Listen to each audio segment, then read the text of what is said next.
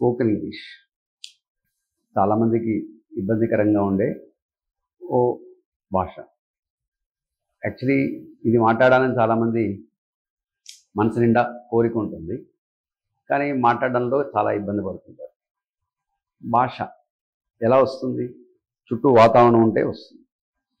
ఇప్పుడు మీరు కొన్నాళ్ళు తమిళనాడులో ఉన్నారనుకోండి, ఒక 2 సంవత్సరాల తర్వాత నేను మిమ్మల్ని కలిశాను అనుకోండి, మీరు తమిళ్ మాట్లాడతారా లేదా?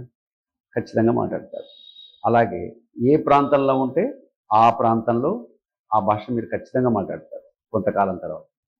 అలాగే ఇంగ్లీష్ కూడా మాట్లాడచ్చు. మీకు ఏబిసిడి కూడా తెలియాల్సిన అవసరం లేదు. మీరు అమెరికాలో కొన్నాళ్ళు ఉన్నారనుకోండి, చక్కగా ఇంగ్లీష్ మాట్లాడతారు. ఇంగ్లాండ్లో ఉంటే ఇంగ్లీష్ మాట్లాడతారు. ఆఫ్రికాలో ఉంటే ఇంగ్లీష్ మాట్లాడతారు. సో భాష ఎలా వస్తుందంటే చుట్టూ వాతావరణం ఉంటే భాష వస్తుంది. మన దేశంలో చాలా భాషలు, లిపి లేని భాషలు ఉన్నాయి, కానీ ఆ భాషలు ఒక తరం నుంచి ఇంకో తరానికి వస్తున్నాయి. ఎలా వస్తున్నాయి? లిపి కూడా లేదు, రాయడం కూడా లేదు, అయినా కూడా ఒక తరం నుంచి ఇంకో తరానికి ఆ భాష అందుతోంది. ఎలా? వాతావరణం, చుట్టూ వాతావరణం ఉంటే భాష వస్తుంది. సరే, ఇప్పుడు ఇంగ్లీష్ అనేది అందరూ మాట్లాడాలనుకుంటారు. సో ఇంగ్లీష్ మాట్లాడడానికి ఏంటి? వాతావరణం మనకు లేదు. చాలామంది ఇంగ్లీష్ మీడియం చదివే పిల్లలు ఉంటారు. ఇంగ్లీష్ చిన్నప్పటి నుంచి play class, LKG, UKG English medium. 1 నుంచి 10, 10 + 3 13, ఇంటర్మీడియట్ 2 years 15 ఏళ్ళు, ఇంజనీరింగ్ లాంటి గ్రాడ్యుయేషన్ చేస్తే 4 years, లేదా తర్వాత పీజీ చేస్తారు, ఎంటెక్, ఎంబీఏ, ఎంసీఏ లాంటివి. అంటే 20 or 21 years of education in English medium. But ఇంగ్లీష్లో మాట్లాడాలంటే భయం. కారణం ఏంటి? ఏమీ లేదు, వాతావరణం ఉండదు. ఇంటి దగ్గర వాతావరణం ఉండదు. స్కూల్లో, కాలేజెస్లో చాలా మటుకు ఉండదు. చాలా కాలేజెస్లో, చాలా స్కూల్స్లో ఇంగ్లీష్ మీడియం స్కూల్సే, ఇంగ్లీష్ మీడియం కాలేజెసే, కానీ ఇంగ్లీష్ మాట్లాడే వాతావరణం అక్కడ ఉండదు. అందువల్ల భాష వచ్చే అవకాశం లేదు. 2, జనరల్ రీడింగ్ హ్యాబిట్ ఉండాలి. చిన్నప్పటి నుంచి మన వాళ్ళు చదవడం అంటే పరీక్షల కోసమే చదవడం, మార్కుల కోసం చదవడం, ఇలా జరుగుతుంది వ్యవహారం. సో అందువల్ల ఈ మార్కుల మీద ఉండే దృష్టి ఆ నాలెడ్జ్ మీద ఉండదు. సో నాలెడ్జ్ మనకు ఉపయోగపడాలి కదా. Knowledge is powerful. అది మన చేతిలో ఉంది. ఆ నాలెడ్జ్ ఎలా సంపాదించాలి? మన లైఫ్కి ఉపయోగపడే విధంగా సంపాదించాలి. సో రేపు ఎప్పుడైనా ఇంగ్లీష్లో మాట్లాడాలంటే అది మన ప్రొఫెషనల్ లైఫ్కి ఉపయోగపడాలి, మన పర్సనల్ లైఫ్కి ఉపయోగపడాలి. విచిత్రం ఏంటంటే మన చదవడం అంటే చిన్నప్పటి నుంచి చదవడం ఎలా చదువుతున్నాం అంటే మార్కులు, పరీక్షలు ఈ వ్యూలో చదువుతాం. అంటే వీటిని టార్గెట్గా చేసుకుంటూ చదువుతాం.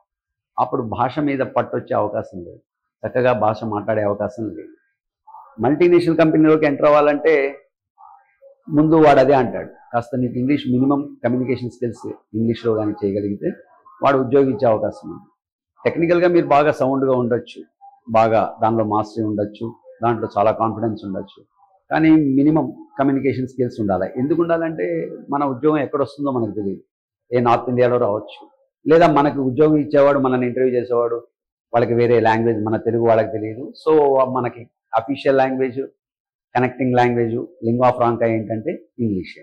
సో వాడు మాట్లాడే ఇంగ్లీష్ మనకు అర్థం అవ్వాలి, తిరిగి వాడికి మనం రెస్పాన్స్ ఇవ్వాలి ఇంగ్లీష్లో. సో ఇది కానీ సాధ్యమైతే మనకు ఆ ఉద్యోగం దొరికే అవకాశం. ఒకసారి ఇంగ్లీష్ మీద మనకు మంచి హోల్డ్ ఉందనుకో, ఇంగ్లీష్లో బాగా కమ్యూనికేట్ చేయగలిగితే ఇక ఆ ఉద్యోగంలో కాస్త ఉన్నత స్థానానికి వెళ్ళడం, లేదా ఫారిన్ ట్రిప్స్కి వెళ్ళడం, ఇంకా ఫ్రంట్ ఆఫీస్ని మేనేజ్ చేయడం, ఇవన్నీ వేరే వేరే ఫెసిలిటీస్ అన్నీ, అమ్యూనిటీస్ అన్నీ నీకు అందుతాయి. సో ఇంగ్లీష్ అనేది అప్పుడు బేస్ అవుతుంది. సో ఇంగ్లీష్ నేర్చుకోవడం ఏమైనా కష్టమా? అసలు చాలా సులభమైన భాష. ప్రపంచంలో అతి సులభమైన భాష English is the latest language and English is the easiest language in the world.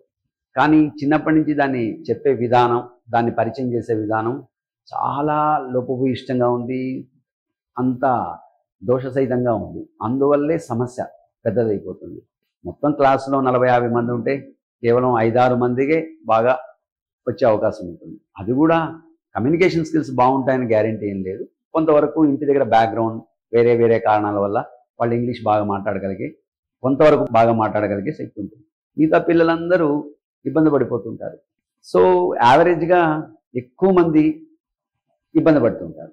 So ఆ పరిచయం జాగ్రత్తగా చేయాలి. జనరల్గా మన స్కూల్స్లో మనం చూస్తున్నాం, తెలంగాణలో కానీ ఆంధ్రాలో కానీ ప్రైమరీ స్కూల్స్లో ఎలాంటి వాళ్ళు ఉంటారు? 5వ క్లాస్ దాకా చెప్పేవాళ్ళంతా ఆడవాళ్లే ఉంటారు, మగవాళ్ళు పెద్దగా ఉంటారు. పోనీ ఆడవాళ్ళకి ఏమైనా ట్రైనింగ్ ఉందా? మాంటిసోరీ ట్రైనింగ్ లాంటివి ఉన్నాయా? లేవు. పోనీ వాళ్ళకి ఇంకేదైనా మంచి ప్రెస్టీజియస్ ఇన్స్టిట్యూట్లో ట్రైనింగ్ ఉందా, ఇంగ్లీష్ని బాగా కమ్యూనికేట్ చేయగలరా, సో తెలుగు పదం వాడకుండానే మొత్తం ఇంగ్లీష్లోనే అది కూడా ప్రాపర్గా చెప్పగలిగే శక్తి ఉందా, ఆ ట్రైనింగ్ ఉందా. చాలా వరకు ప్రైవేట్ స్కూల్స్లో కానీ గవర్నమెంట్ స్కూల్స్లో కానీ ఆ శిక్షణ ఉండదు, ఆ ట్రైనింగ్ ఉండదు.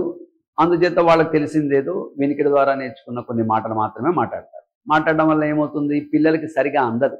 ఏదో పొడిగా 4-5 మాటలు మాట్లాడతారే కానీ ఉదయం లేచినప్పటి నుంచి రాత్రి పడుకోవేదాకా నువ్వు స్పృహలో ఉన్నంతసేపు, మెలకువలో ఉన్నంతసేపు చాలా విషయాలు అడుగుతావు, చాలా విషయాలు చెప్తావు, చాలా విషయాలు చేస్తావు. ఇవన్నీ కరెక్ట్గా నువ్వు తెలుగులో ఎలా మాట్లాడుతున్నావో అంతే న్యాచురల్గా, అంతే సహజంగా నువ్వు ఇంగ్లీష్లో కమ్యూనికేట్ చేయాలి. ఇలాంటి ట్రైనింగ్ ఆల్మోస్ట్ మన రాష్ట్రంలో ఎక్కడా జరగట్ల.